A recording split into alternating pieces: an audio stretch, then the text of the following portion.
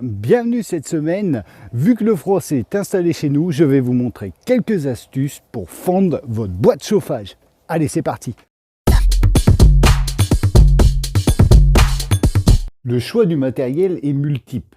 Il va donc falloir le choisir comme dans toute tâche dans le monde du travail selon l'utilité que vous en ayez besoin.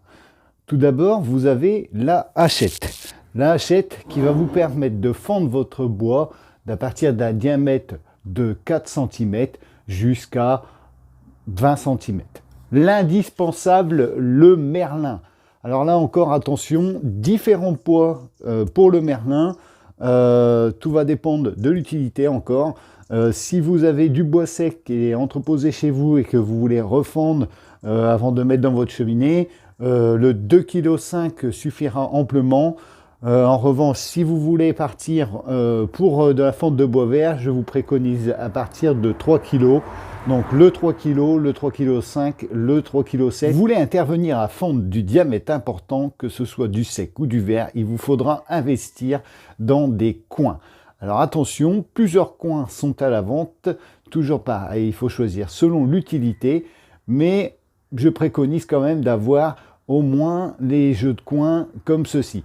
Choisissez un coin affiné, c'est-à-dire qu'à la vente, vous avez des coins comme celui-ci qui sont assez affinés sur le bout, ce qui va permettre de plus facilement rentrer dans votre bois lorsque vous allez taper dessus.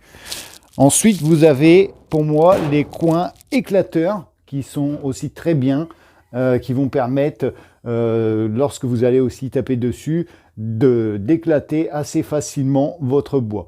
Pour moi, c'est les deux coins qui sont, disons, indispensables lorsque vous attaquez sur du gros diamètre. Après, vous avez les coins grenades, vous avez les coins qui sont à la vente, mais qui sont un peu plus larges. Alors, voilà, les coins qui sont larges, pour moi, ils sont utiles, mais voilà, ce ne sont pas très pratiques au niveau de la fente du bois. Donc, c'est pour ça que je préconise d'avoir des coins qui sont assez affinés. Ensuite, pour taper sur ces coins, il vous faudra donc investir dans une masse. Alors, c'est pareil, une masse, différents poids. Moi, je préconise au minimum d'avoir du 4 kg. Si vous avez des quantités importantes à fondre et que ce soit répétitif, vous pouvez investir dans ce type de machine, une fondeuse électrique ou encore une fondeuse hydraulique. Maintenant que vous êtes bien équipé, suivez-moi, on va aller commencer à fondre pour se réchauffer. Première situation à l'aide de la hachette.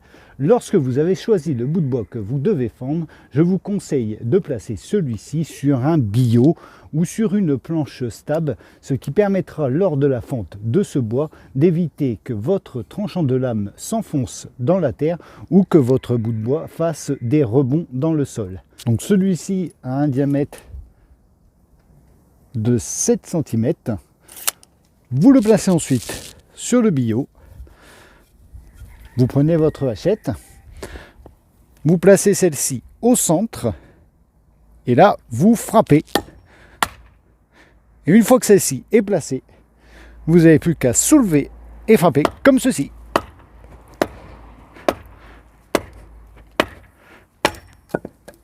Et le résultat, votre bois est fondu.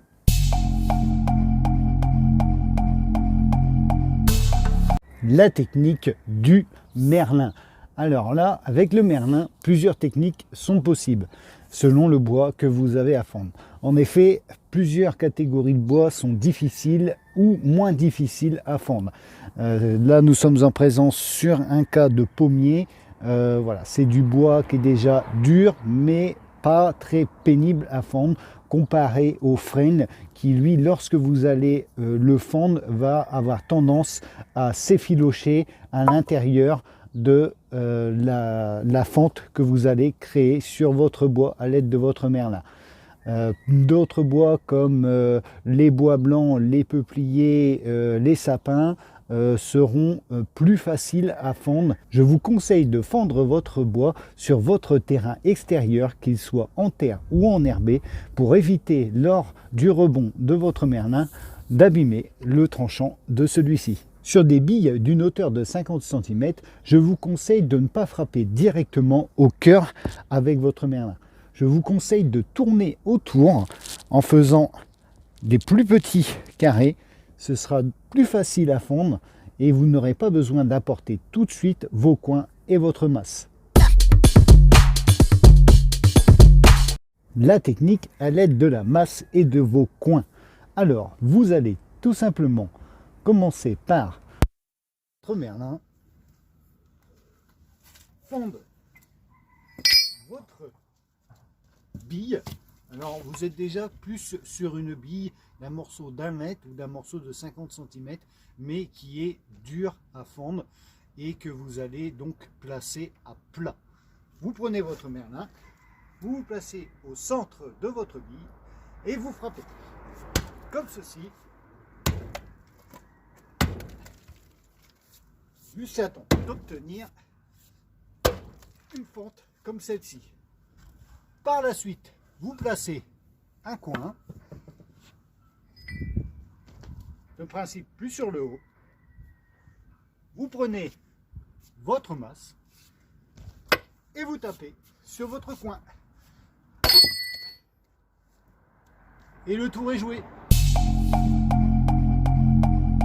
Lorsque vous allez fendre votre bois de chauffage, il est possible que vous rencontriez du bois avec du nœud comme celui-ci. Pour fendre celui-ci, vous allez devoir le placer du sens opposé du nœud, comme cela. Et vous allez devoir frapper à l'aide de votre merlin au centre et voir si celui-ci est compliqué de placer un coin.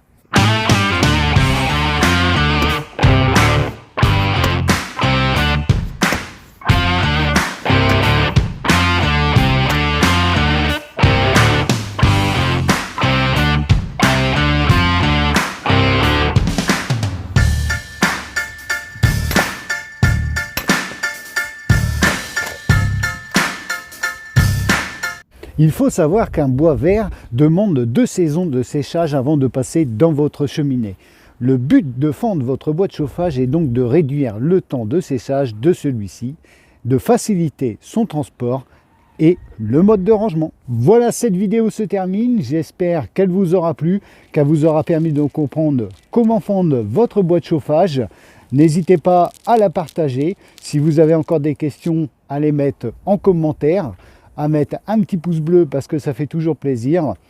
On se retrouve la semaine prochaine pour un nouveau tuto. Quant à moi, je vais continuer parce que je commence à me refroidir.